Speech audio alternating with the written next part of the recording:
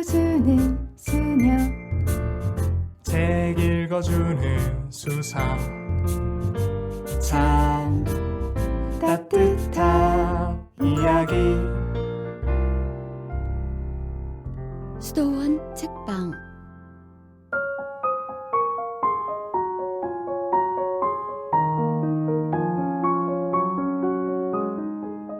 안녕하세요. 책 읽어주는 수녀 성바오로 딸 수도의 김경희 젬마수녀입니다. 오늘 읽어드릴 책은 안셀름 그린 신부님께서 쓰시고 김선태 주교님께서 옮기신 바오로 딸의 위기는 선물이다 입니다. 이 책은 어떠한 모양으로든 우리 앞에 펼쳐지는 위기 앞에서 불안해하며 낙심하고 용기를 잃은 이들을 위한 책입니다. 크고 작은 위기 앞에 선 이들에게 위로와 희망을 주는 안셀름 그린 신부님의 이 책의 부제는 그대 능력을 믿어라 인데요. 이는 비단 우리의 인간적인 능력뿐 아니라 우리가 기도할 수 있는 존재라는 사실도 함께 일깨워줍니다. 이 순간에도 위기에 처한 많은 분들께 이 글로 기도해드리겠습니다.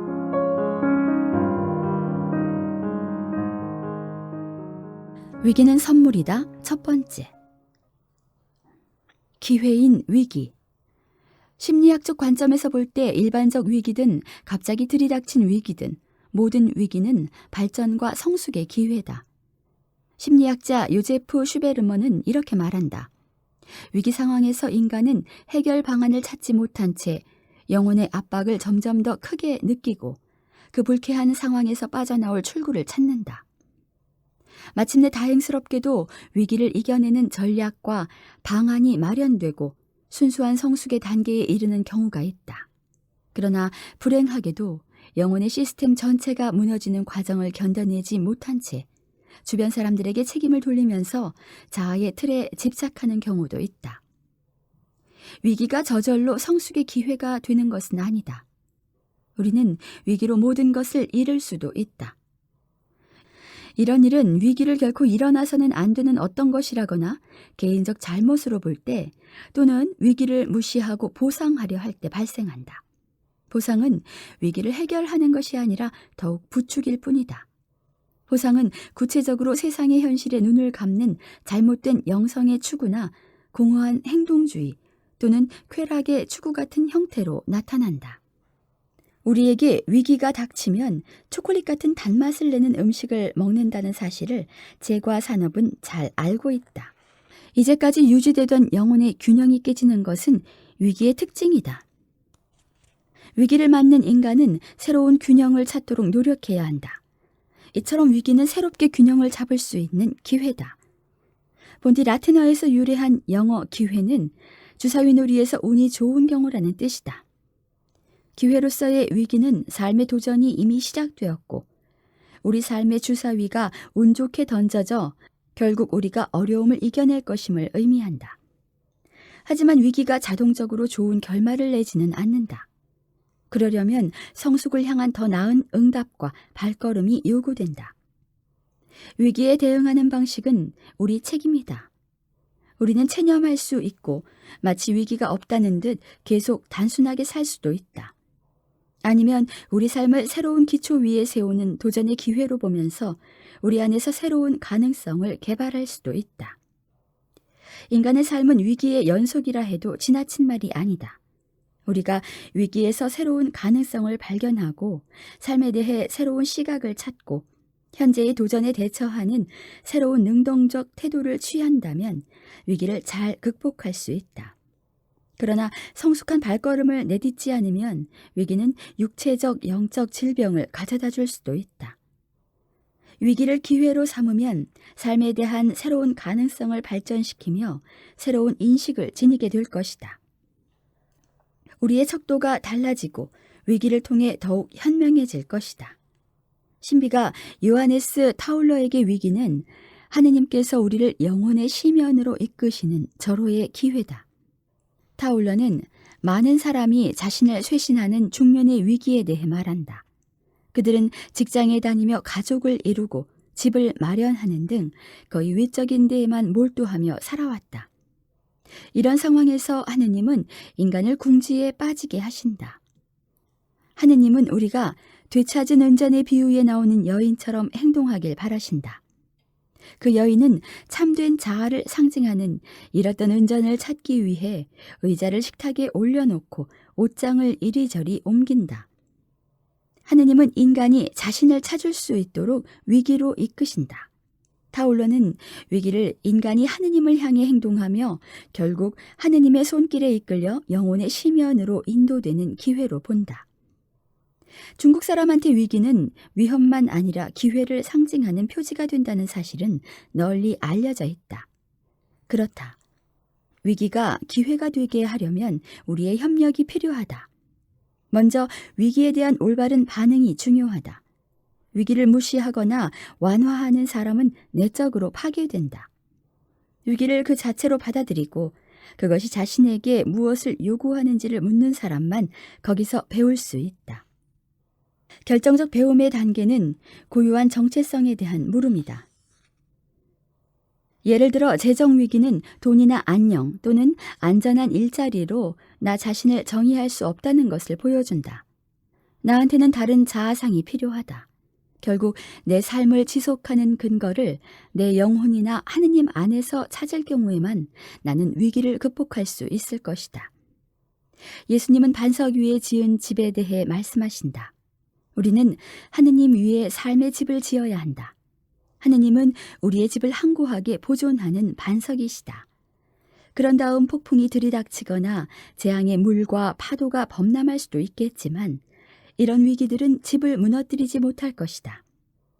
하지만 환영의 모래 위에 지은 집은 무너지고 말 것이다. 위기가 집의 기초를 흔들어 놓기 때문이다. 그런 환영은 다음과 같은 주장에서 엿볼 수 있다. 나는 내 삶을 보장할 수 있다. 나는 외적 안녕을 통해 행복을 보장받을 수 있다. 나는 언제나 성공한다. 나의 삶은 내 손에 달려있다. 많은 사람은 위기를 겪으면서 새로운 길을 찾았고 성장을 위한 큰 발걸음을 내딛었다고 말한다. 암에 걸린 어떤 남자는 그 사실에 대해 감사했다. 질병이 자신의 삶을 있는 그대로 보도록 눈을 열어주었기 때문이다. 그는 삶의 방식을 바꾸어 진지하게 하루하루를 살고 자기 삶의 형태에 주의를 기울였다. 그리고 새롭게 영적 길을 걸었다. 어떤 부인은 소심증 때문에 위기에 빠졌지만 서서히 기쁨을 되찾았다. 불안을 일으키는 경건한 소심증을 멀리하고 새로운 영적 길을 걸을 수 있었기 때문이다.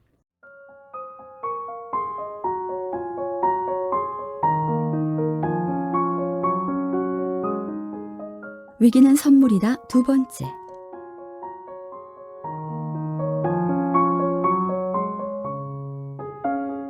기도하라. 위기 가운데 기도하라는 조언은 그저 마음을 달래는 임시 방편으로 보인다. 사람들은 흔히 기도는 아무 방책이 생각나지 않을 때 하는 것이라고 생각한다. 그러나 기도는 결코 한 번 해보는 임시 방편이 아니다. 위기 가운데 기도한다면 나는 수동적으로 정지되어 있지 않을 것이다. 나는 하느님이 모든 문제를 해결해 주시라고 기도하지 않는다. 오히려 내 문제와 불안과 걱정에 대해 하느님과 이야기를 나누고 내 딱한 처지와 무기력을 그분께 내맡긴다. 부정적 감정을 이렇게 하느님 앞에서 인정함으로써 나 자신이 변화된다. 우선 나는 더 이상 혼자가 아님을 느낀다. 걱정과 불안을 포함하여 나 자신을 하느님께서 받아들이셨다.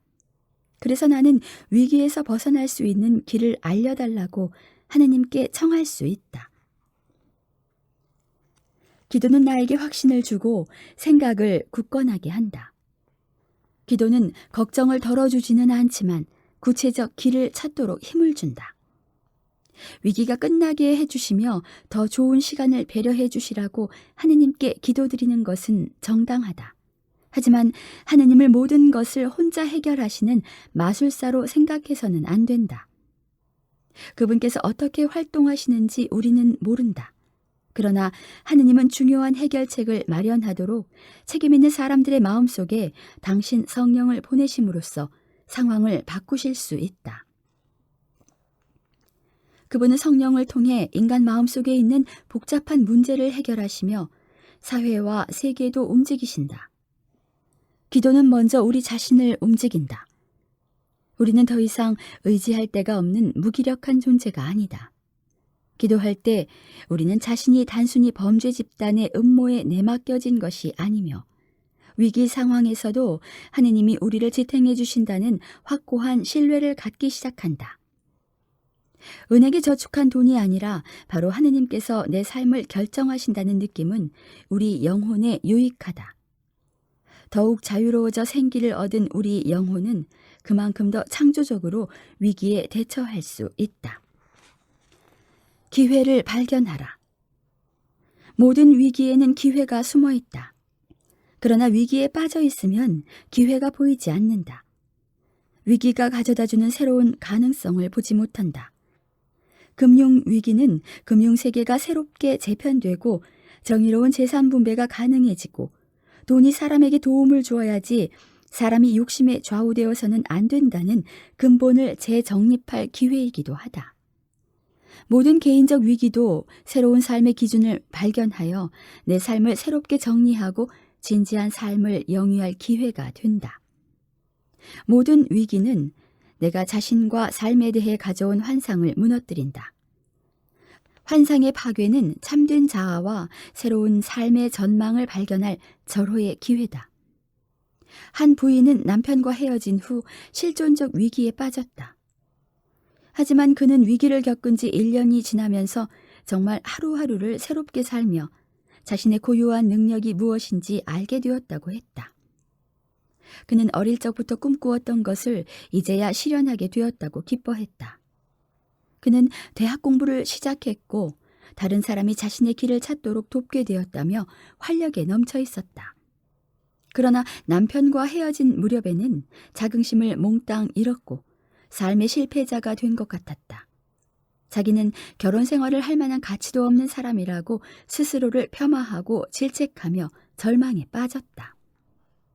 그러나 시간이 흐르면서 자신의 본래적 삶의 공간을 찾았고 상처는 받았지만 자신 안에 내재한 힘과 능력을 발견하게 되었다. 남편과 헤어진 직후에는 자신을 변화시킬 기회를 발견할 수 없었다. 당시엔 깊은 슬픔과 고통에 사로잡혀 있었기에 자신 안에 깃들어 있는 새로운 가능성을 바라보지 못했다. 위기의 첫 단계에 있는 사람을 동행할 때도 위기에 내재된 기회에 대해 이야기할 수 있다. 그러나 그런 말이 당사자의 마음에 이르지 못하기도 한다. 이 단계에서는 고통과 그 고통에 결합된 자기 평가를 바라보는 것이 더 중요하다. 그들은 자신을 무턱대고 폄하할 수 있는데 이런 자기 폄하를 그치게 되면 지금 상황에 깃든 기회를 조심스럽게 제시할 수 있다. 당사자가 아직 기회를 통찰하지 못했더라도 기회를 언급하는 것만으로 희망을 줄 수 있다. 희망은 위기에 맞서 일어설 힘을 준다. 위기에 깃든 기회를 바라보는 것으로는 아직 위기를 해결할 수 없다. 그러나 이런 희망적 태도는 우리 시야를 넓힌다. 우리는 위기와 고통, 위기로 인한 삶의 방향 상실과 절망에 고착되어 있지 않으며 그렇다고 위기에서 도주하지도 않는다. 우리가 아직 그 기회를 깨닫지 못하더라도 위기 속에 기회가 있다는 희망은 어려움을 헤쳐나갈 용기를 주며 그 희망은 문제를 직접 대면할 힘을 준다. 우리는 언젠가 그 기회를 발견할 것이다. 기회는 무조건 모든 것이 더 잘 되리라는 데 있지 않다.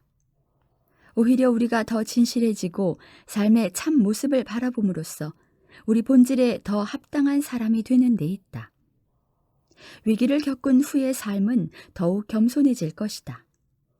우리가 참 자아와 일치한다면 훨씬 진지하고 진실하며 순수해질 것이다.